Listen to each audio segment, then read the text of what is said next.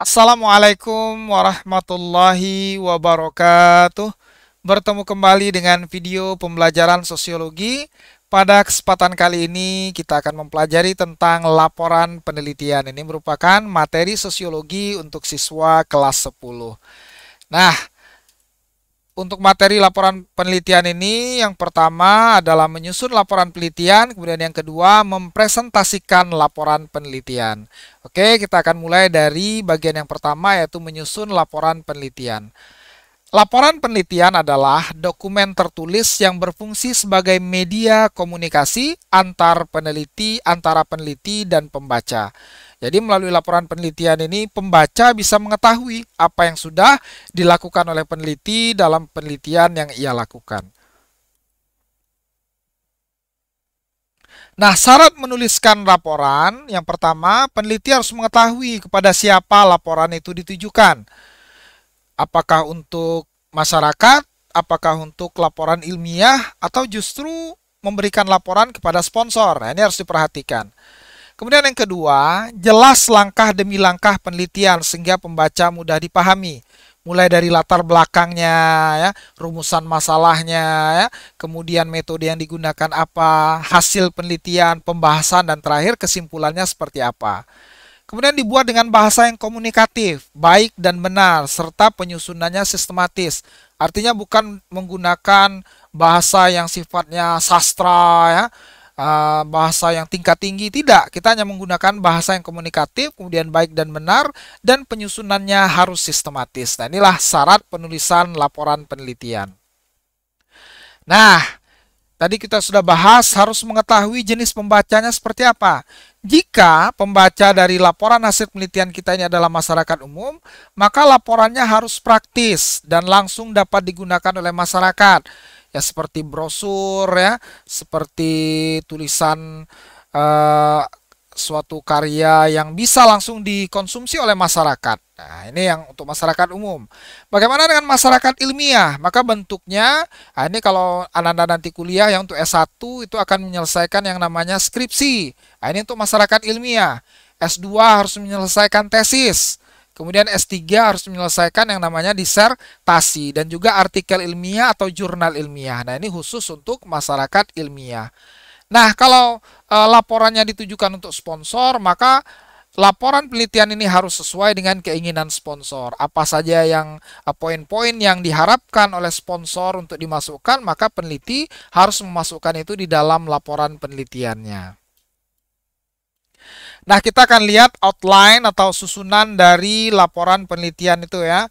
Apa saja outline-nya? Yang pertama adalah bagian pendahuluan atau preliminary material. Ini terdiri dari halaman judul, ya. Judul penelitian harus ditulis jelas, ringkas, dan menggambarkan isi. Kemudian kata pengantar, ini isinya uraian tentang penelitiannya, bisa juga ucapan terima kasih dari peneliti. Kemudian daftar isi, ya, tentang isi laporan, dan daftar tabel, gambar, dan grafik jika ada. Nah, ini yang berada pada bagian pendahuluan atau preliminary material. Ada 4 poin, ya. Nah, kemudian kita lihat pada bagian isi atau body of paper. Nah, ini ada pendahuluan, ya. Pendahuluan di sini beda dengan pendahuluan yang pada preliminary, ya. Kalau preliminary pendahuluan itu adalah berupa 4 poin di sini. Nah, untuk bagian isi, ya, bab pendahuluan ini terdiri dari apa? Latar belakang masalah, ya. Latar belakang masalah, rumusan masalah. Ini tergolong dalam bab pendahuluan. Kemudian rumusan masalah. Nah, ini tergolong termasuk dalam body of paper, ya, bagian isi, ya. Kemudian tinjauan pustaka, referensinya dari mana saja, metode yang digunakan apa, pelaksanaannya seperti apa, hasilnya, dan kemudian pembahasannya seperti apa. Baru terakhir adalah kesimpulan dan saran. Jadi ini mulai dari bab pendahuluan sampai dengan bab kesimpulan dan saran. Nah, yang terakhir adalah bagian penutup. Bagian penutup ini terdiri dari daftar pustaka, ya, rujukan yang digunakan di dalam penelitian, apa saja, kemudian lampiran berupa foto, ya, jika diperlukan, ya, hasil wawancara dan lain sebagainya. Nah, ini berada di bagian penutup. Baiklah, setelah laporan itu dibuat, maka sebaiknya dilakukan presentasi laporan penelitian. Tujuannya apa? Hasil laporan penelitian yang telah ditulis sebaiknya disajikan dalam bentuk presentasi kelas dengan cara diskusi.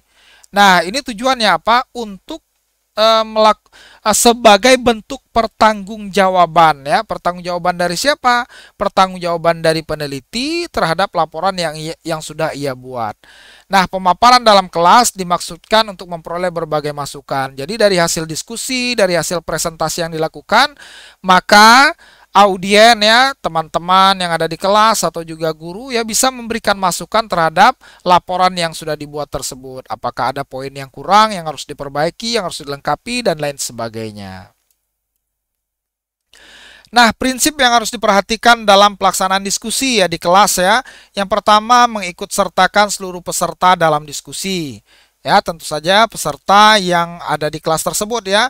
Kemudian pembicara jangan didominasi oleh beberapa orang. Artinya setiap anggota kelompok ya dari kelompok yang mempresentasikan laporan penelitian tersebut ya harus diberikan kesempatan yang sama. Jangan ada satu atau dua orang yang mendominasi. Nah, kemudian yang ketiga, diskusi harus dilaksanakan dalam keadaan yang tertib ya, tidak ada yang ribut, yang ricuh ya, yang riuh ya, yang mengganggu terlaksananya proses diskusi tersebut. Kemudian yang penting juga menjaga sopan santun dalam diskusi, kita harus menghargai pendapat orang lain dan juga kita harus siap menerima kritikan dari orang lain. Yang penting semua disampaikan dengan cara yang sopan, dengan cara yang santun. Nah, kemudian yang terakhir, setiap peserta dalam diskusi tersebut harus diberi kesempatan yang sama untuk berpendapat. Apakah mereka sepakat, apakah mereka menyanggah, ya semuanya harus diberikan kesempatan yang sama. Nah, manfaatnya apa? Dari diskusi kelas ini diharapkan dapat memupuk sikap berani mengeluarkan pendapat. Ini poin yang penting ya. Kemudian membina untuk mampu berpikir secara kreatif. Memupuk rasa toleransi, memberi kesempatan dan menghargai pendapat orang lain.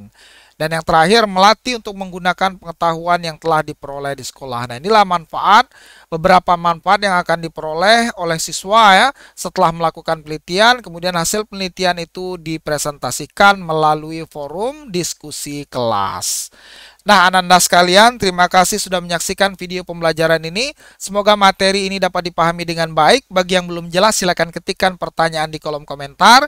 Ya, silahkan like, kemudian share, dan subscribe channel pembelajaran ini.